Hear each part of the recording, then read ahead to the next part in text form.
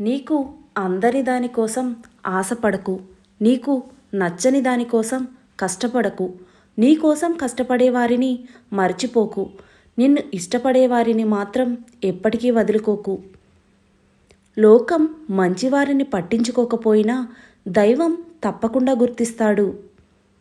నీకు ఎవరైనా ఇష్టం లేకుంటే దూరంగా ఉండు, కానీ ద్రోహం చేయాలని చూడకు.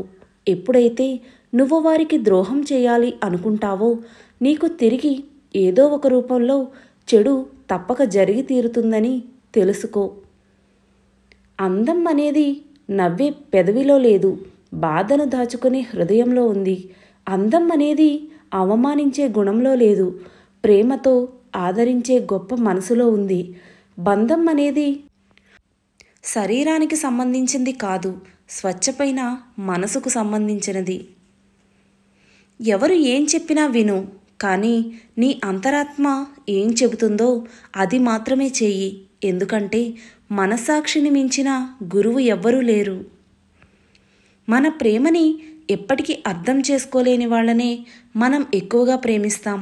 వాళ్ళు మనతో మాట్లాడితే చాలు అనుకుంటాం, కానీ వాళ్లకు మనతో మాట్లాడే టైం కూడా లేదని, వేరే వాళ్లతో మాటల్లో బిజీగా ఉన్నారనే సంగతి మనం తెలుసుకోలేకపోతున్నాం.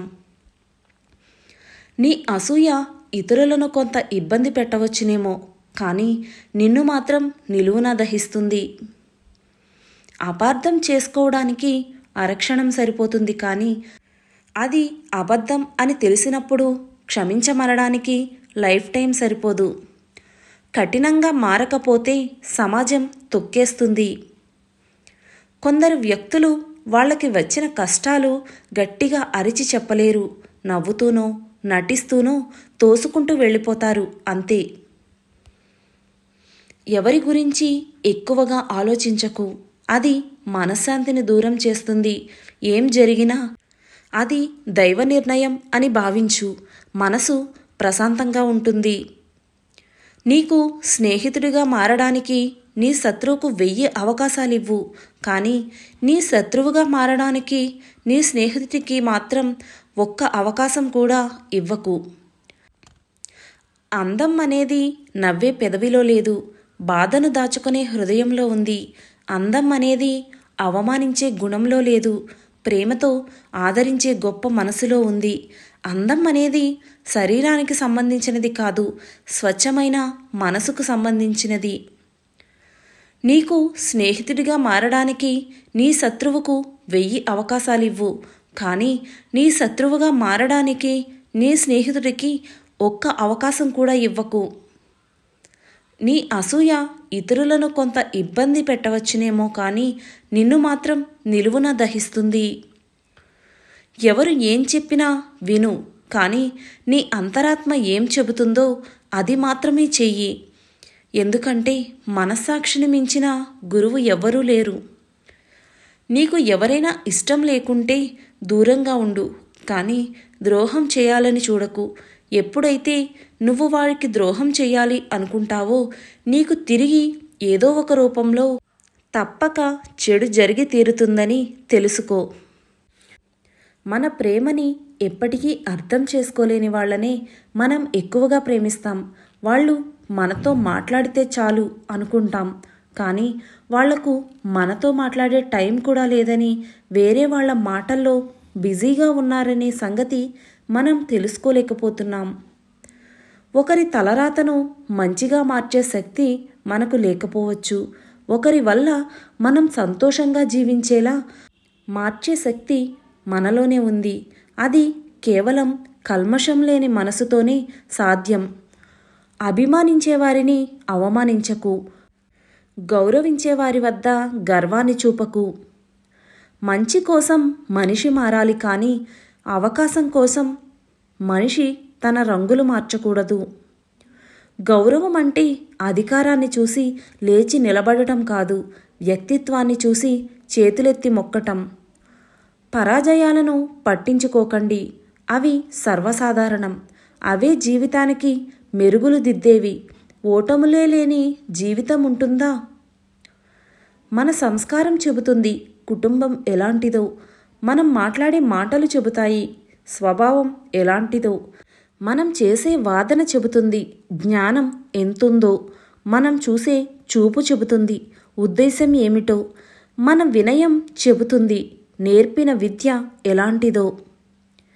ఒక వ్యక్తి ఎదుగుతుంటే ఎదగనిద్దాం, ఎందుకంటే వాడు ఎదిగితే 10 మందికి అవకాశాలనిస్తాడు. పడిపోయే వ్యక్తిని పట్టుకుందాం, ఎందుకంటే వాడు పడిపోతే వాణ్ణి నమ్ముకున్న వాళ్ళు కష్టాల పాలవుతారు. పెళ్ళికి 50 మంది, చావుకి 20 మంది.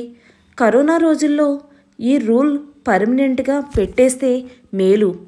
ఎందుకంటే పెళ్లిలో 50 మంది కంటే ఎక్కువ ఆనందపడేవారు లేరు, చావులో 20 మంది కంటే ఎక్కువ దుఃఖపడేవారు లేరు, నిజాలు చెబితే ఒప్పుకునేవారు లేరు. అంతా డబ్బు దర్భమే గాని ఒరిజినల్ సంతోషం, ఒరిజినల్ దుఃఖం ఎప్పుడో కరువయ్యాయి.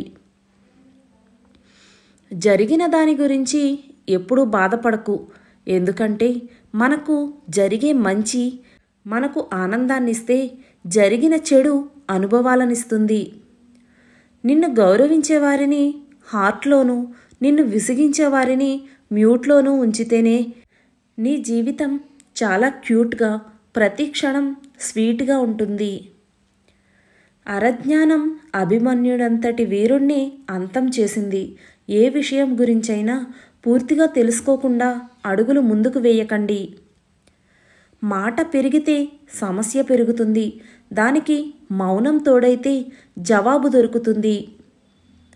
ఎదుటివారి తప్పొప్పులు నవ్వుతూ భరించినంతకాలం మనం మంచివాళ్లమే.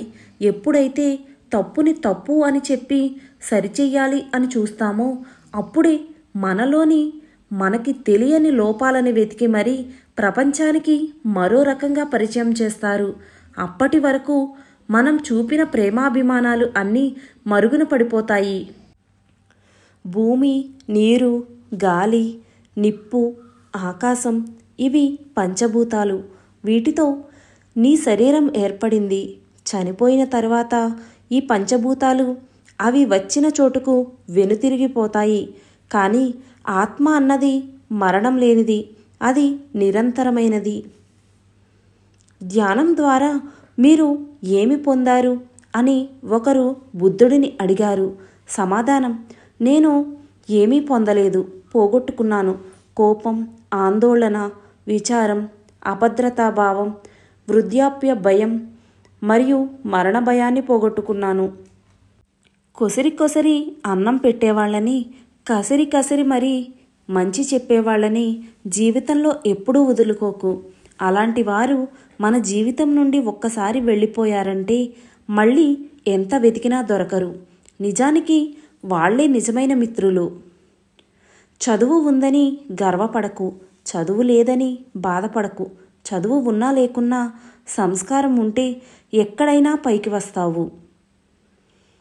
కష్టాలను ఎదిరించే ధైర్యం, బాధలను భరించే ఓర్పు, సమస్యలను పరిష్కరించుకునే నేర్పు మనలో ఉంటే జీవితంలో మనదే గెలుపు.